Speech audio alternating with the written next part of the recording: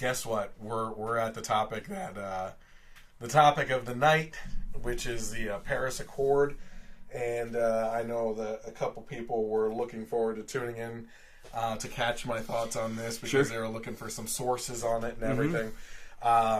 This we're going to be talking about for a little while because there's just so much meat to it, and it's hilarious. I think. Yeah. I said, hell. How can it be hilarious, Chris? The world's going to end. R.I.P. Earth. Like, that's like tweets I saw all day. Like if there's how many countries are? It's like all except Syria, Nicaragua, and the U.S. So 146. Okay, so if you have 149 countries and one leaves, and the world's gonna end. The other 148 can't do anything. Oh man! I think we're doomed to begin with. We're doomed. I said, "Hell hath no fury like Mother Earth and her leftist environmentalist global warming alarmist scorched." Hence, our final topic tonight: the left is outraged that President Trump dared to remove the United States from the Paris Accord. Very important people have been speaking out against the president's plan to remove the United States from the Paris Agreement. For example, former President Obama, who, among other things, said, and he was actually the architect of this Paris Accord. Should I try to do this? Did he even have Congress's approval for this? Who knows? He didn't go for I don't think much. So. The nations that remain in the Paris Agreement will be the nations that reap the benefits in jobs and industries created. I believe the United States of America should be at the front of the pack.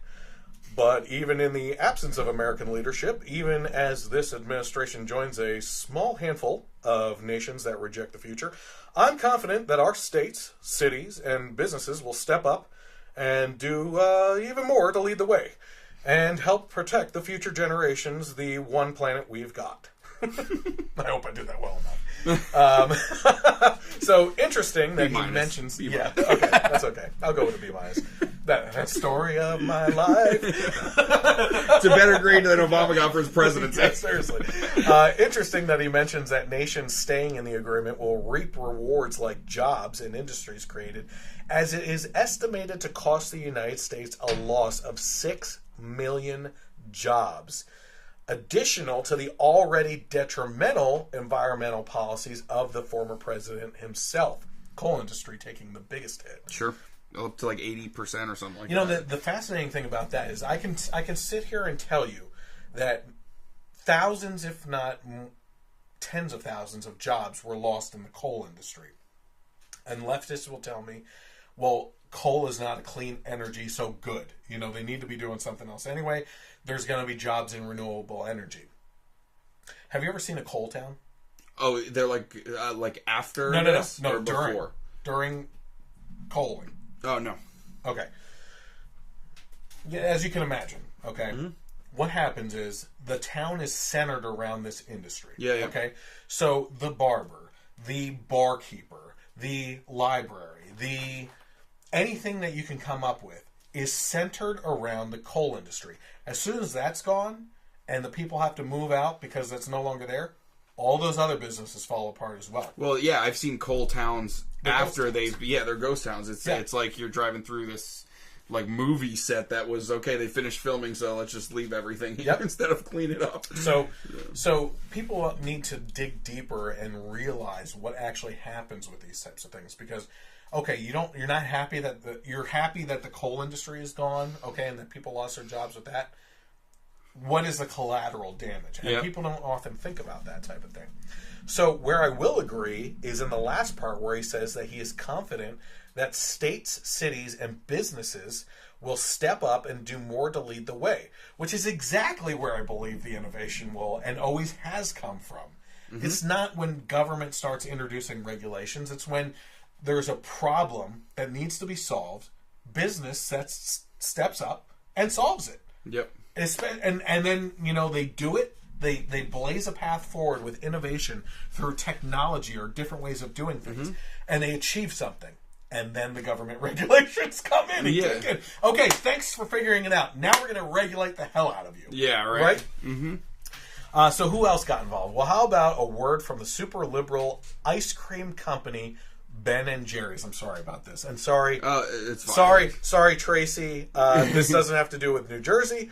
It does have to do, this time, it does have to do with what I hear is your caramel salted core ice cream. So I'm sorry about that. They listed multiple reasons why this is a bad idea, using sarcasm to get their point across through a condescending tone. So we're going to go into some of this. They listed 6 points. I'm going to give you the points. I'm going to give you a little bit of what they said, and then we're going to dive into this a little bit more. Clean energy, schmeen energy, they said, saying... Schmeen schmenergy. Schmeen schmenergy, sorry.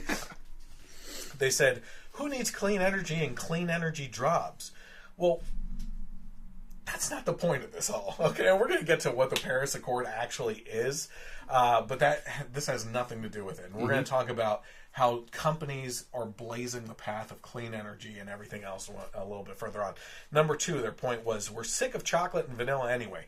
When climate change makes it all but impossible for farmers to grow cocoa beans and vanilla, we'll be fine. We'll move on to other ingredients like melted glaciers, penguin meat, kavifi, and human despair.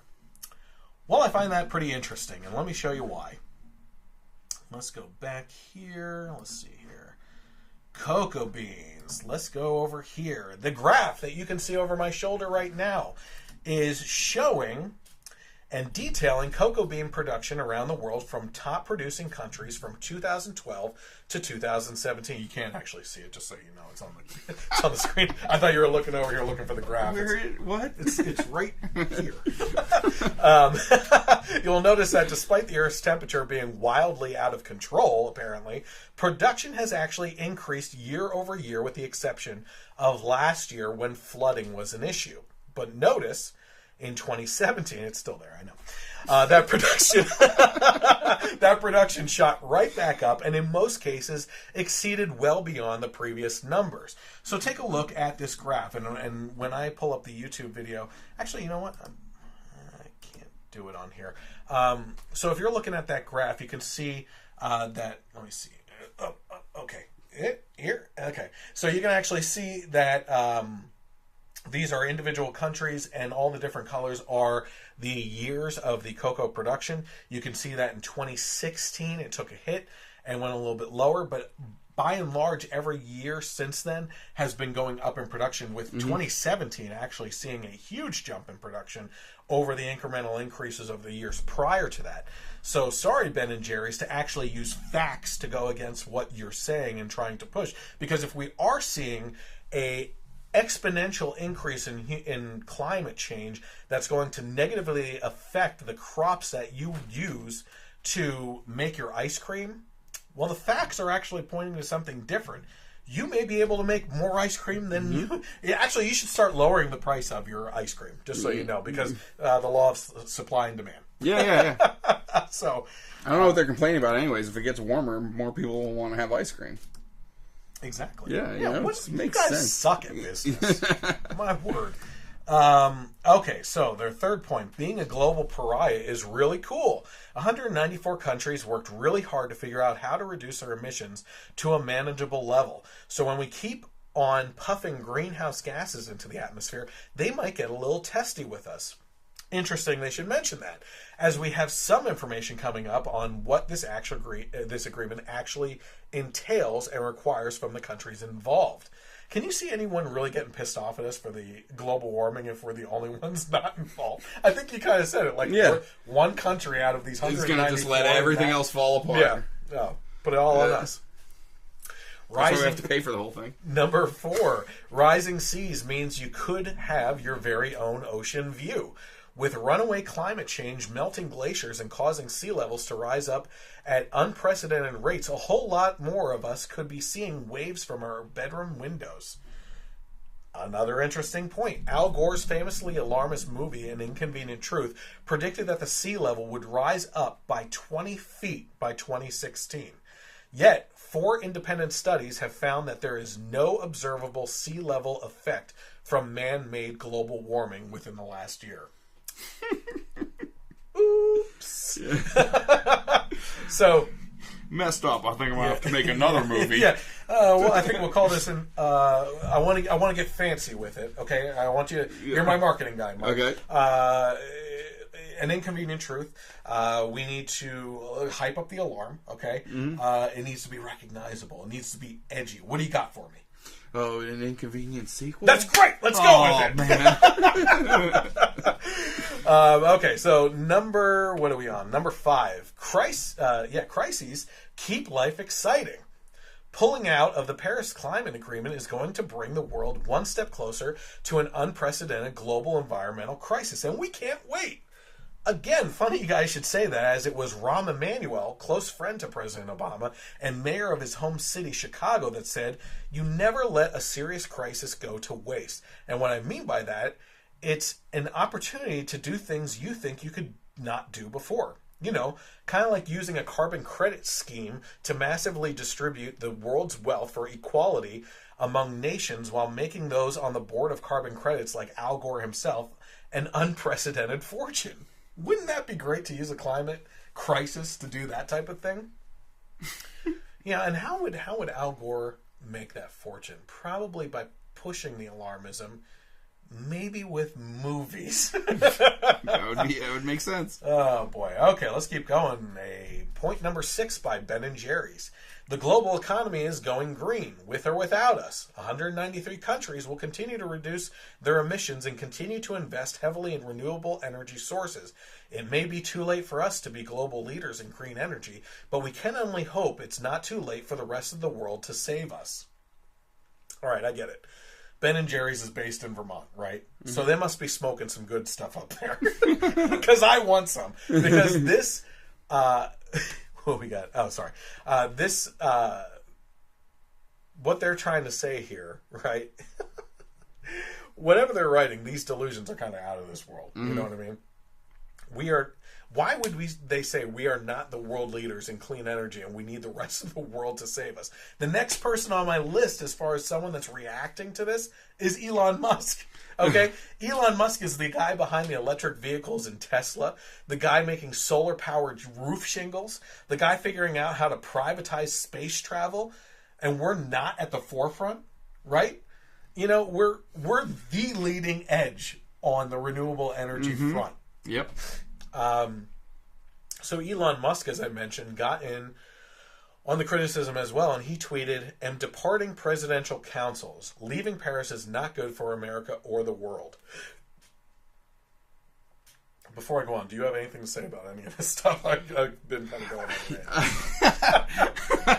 I mean... Jump back. Do you remember it all? Yeah, right. 6 points? It's what we talked about before, where these people are making statements, they're tweeting things out, and they have no idea what the criticisms are of this agreement and what the agreement actually entails. Nobody is...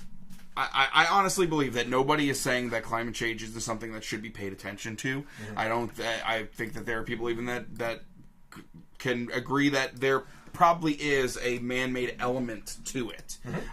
But having us foot the bill for the rest of the world entirely. Yes. I mean, the amount that Obama has pledged that the U.S., on all of our behalfs, by the way, without any checking in, that we're going to cover is so above and beyond everyone else. And the top 3 carbon emitters in the world are the U.S., China, and India. Yes. We are at the top of the list of how much financially we're going to contribute. China and India aren't even on the list. Yet and excuse my language, but the president of China has the balls to come on and say that it's wrong for the U.S. to be leaving and blah blah. Because more pressure is going to be put on him. Also as far as our carbon emissions, one of the reasons of that is that we have such a massive middle class. You know, so many people have 2 cars. So many people are doing more things. And with China, it's all more industrial. And they don't have the regulations that we have, and they're allowed to do things that we can't, and it's just like, you know, this deal is terrible. And I think one thing that's being left out from what Trump said at his speech about it, that is very, very important, is that he did say that if we can renegotiate better terms for the U.S., we will come back. Okay.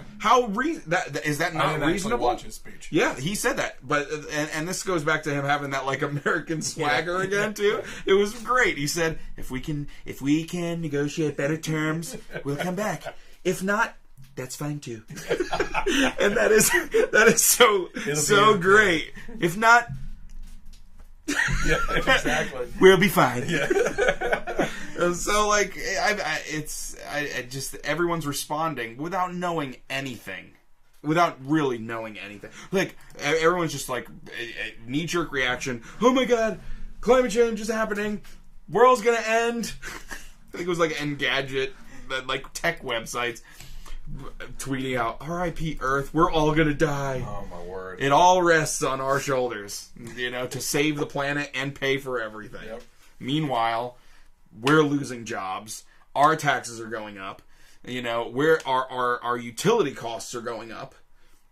And this is all for a system that isn't even proven to be successful. Like I watched a story on Germany where they've kind of really pushed solar energy and wind energy, and some of the drawbacks of that are when they don't have access, like if the weather isn't good or anything like that, they go into droughts. And then when it's too good, they have a surplus, so much so that they have to sell the energy at a loss. Oh, and their carbon emissions are up.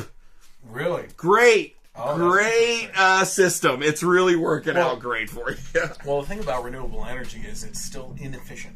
And which is exactly what you're saying. Mm-hmm. Last I saw, it would take a solar panel field the size of Connecticut to power New York City. It would take a windmill farm. It would take a solar panel field taking up the whole desert around Las Vegas to power Las Vegas. Mm-hmm. All square footage, okay? It's a lot of slot machines. It would take a windmill farm out in the ocean the size of Connecticut to power New York City. Yeah. So where are we going to put all these things? It's inefficient at this point, right? We need to figure out a way. Now, amazingly enough, the stories that you hear about Tesla, like actual Tesla, what was his first name? Nikolai Tesla. Nikolai Tesla. He, at one point, did you ever see the Prestige? Yeah. Okay, so at one point... It's been a while. David Bowie was Nikolai Tesla. Yep. And he took a bulb and screwed it into the ground, and right into the dirt, and it lit up. Do you know that that's true? Mm-hmm. That was based on fact? I know that... He found a way to wirelessly transfer electricity into the ground. Mm-hmm. So he was on the forefront and was doing amazing things, and at one point had funding pulled from... I believe it's Westinghouse or something like that, for this mansion that was going to be this innovation capital of the world for things like this. Some of his ideas led to Bluetooth and everything, right? Mm-hmm. And the reason why his funding was pulled for this wireless energy is because they couldn't make money on it. The people that were funding his research, so they pulled it. They're like, "Why would we want free energy going out? We're making money on energy," and it was pulled. Yep. So we need more innovation. We need more Teslas in the world. We need people like Elon Musk, even though he's disagreeing with it. We're going to find out real quick why that is. Mm-hmm. So.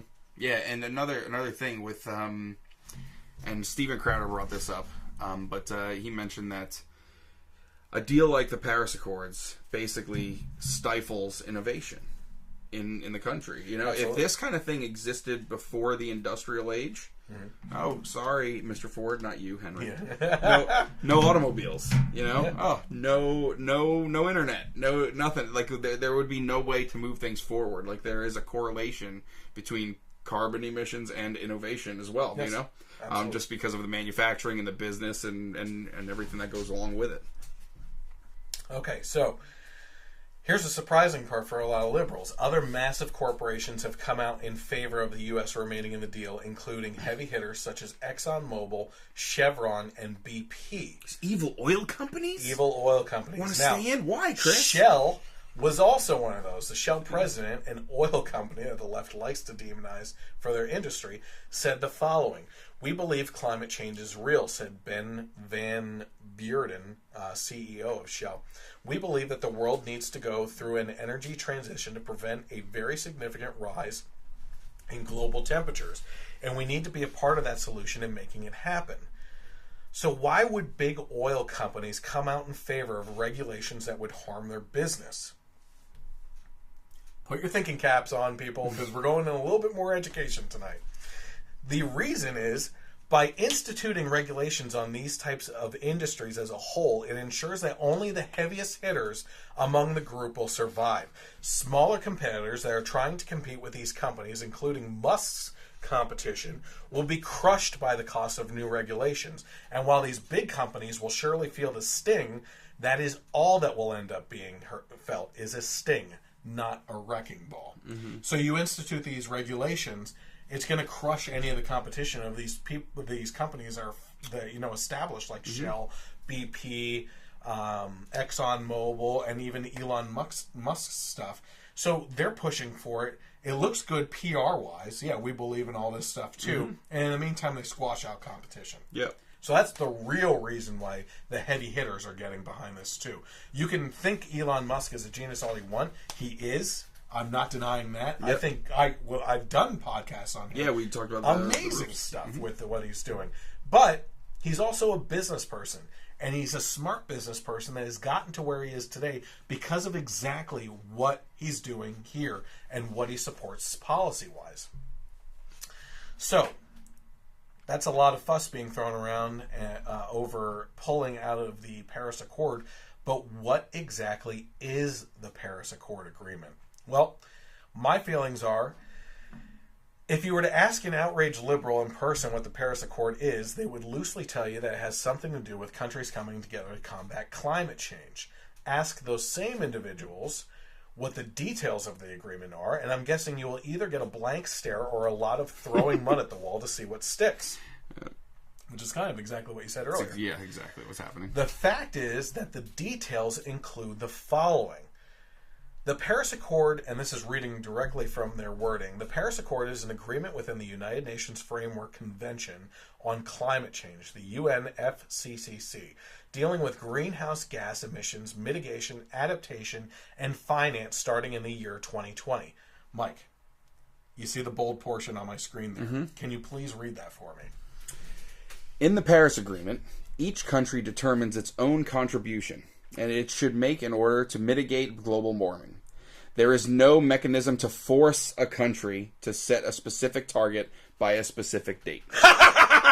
I had to have you read it because I just want to hear it and laugh. Yeah. These people on the left have been posting these things all day mm-hmm. and for a portion of the week so far about pulling out and the detriment to it, when in fact this has nothing to do. There's nothing in place to mandate that we meet a certain thing. There's nothing in place to regulate how we do certain things. There's nothing in place to hold us or any of the other countries accountable for anything. Mm-hmm. This is all just countries coming together, setting a goal for themselves, and reporting back every 5 years to see where they are.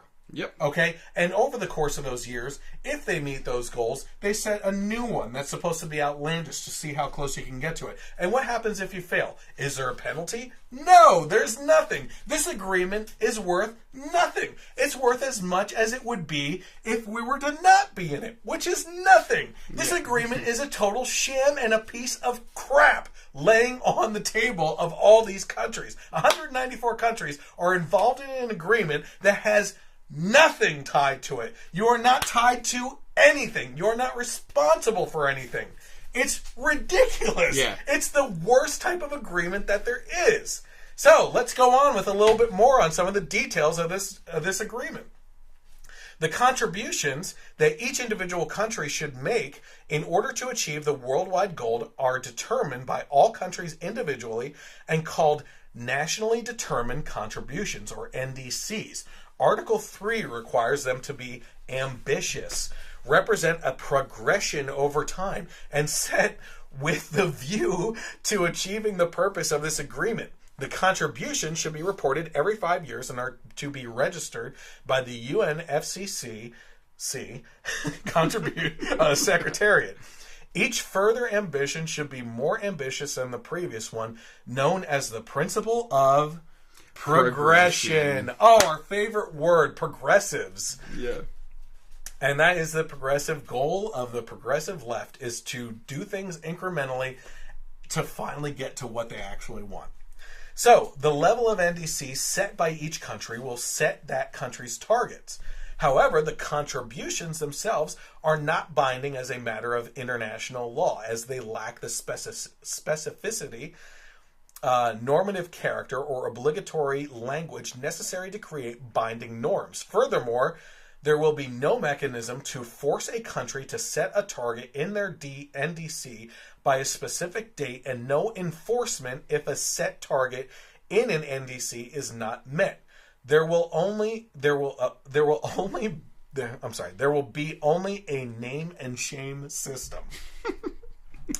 As the agreement provides no consequences if countries do not meet their commitments, consensus of this kind is fragile. A trickle of nations exiting the agreement may trigger the withdrawal of more governments, bringing about a total collapse of the agreement. So what does this agreement even do? There is nothing binding in it at all. A withdrawal as a country doesn't mean squat, just as being a part of it doesn't mean squat. A rising tide lifts all boats, yes, but a sinking boat tied off to other boats will drag them down as well. And that is exactly what these types of deals do whenever countries get together like the UN and make international agreements. They bind us to decisions that in the long run there's no thing up there. There's no where am I? They bind us to decisions that in the long run cost taxpayers more money than the plans are worth, and end up either hurting the situation more or doing nothing. But at least the agreements I am alluding to are binding. This has nothing in place to check and balance a system. It is literally a call out for how well you are doing with climate change. So what is actually stopping our country from listing off ways that we are going to start conservation efforts and listing goals to meet without ever entering into this agreement? As a matter of fact, one of Trump's advisors, and his own daughter for that matter, Ivanka Trump, has made climate change one of her banner issues for the administration because she believes in it so much. So this belief that Trump is the ultimate denier and that the left is making him out to be this president who burns rubber tires in the White House's backyard in his free time while shooting penguins is ludicrous. This agreement is nothing. It is not. Yeah, it's complete. We could have stayed in and not done anything, and it would have been the same thing as leaving. Like, yes. At least Trump's just being transparent with what's actually happening. You know. And I don't even think he said this stuff in his speech, did he? Like, what it actually is, that it's non-binding, that there's no consequences. No, he did mention a non-binding. This was a non-binding agreement. Yeah, we could have stayed and done nothing. And it's not just that. It's also like the financial responsibility that was basically set for us. I think Obama said that we were going to basically send $3 billion to developing countries. As of which, so far, we've already given a third of that. So we've already blown $1 billion on this. Well, send it to Iran. Why not? Yeah, why not? So again, all it's doing is, even if we are kind of following the steps that we don't have to, it's just hurting the American people because we're so heavily burdened by this agreement. Yep. If we chose to follow it, which we don't have to. Exactly. So I want to thank everyone for tuning in. To find out more on the Generation Y Conservative, you can always visit Facebook by searching for the Generation Y Conservative Facebook page. You can find me on Twitter at Gen Y Conservative without the E on the end. You can find the finished, edited HD version of this video and audio on YouTube, which is very important, and all you have to do is search for the Generation Y Conservative on there. You can find the audio portion of this podcast on Stitcher, Google Play, iTunes, and KLRN Internet Radio on Sundays from 3 to 6 when this podcast is re-aired, and they also have me on iTunes as well. So, I will catch you midweek next week for the Wonder Woman review with Mike here as well. Mm-hmm. In the meantime, have a great night, and God bless America.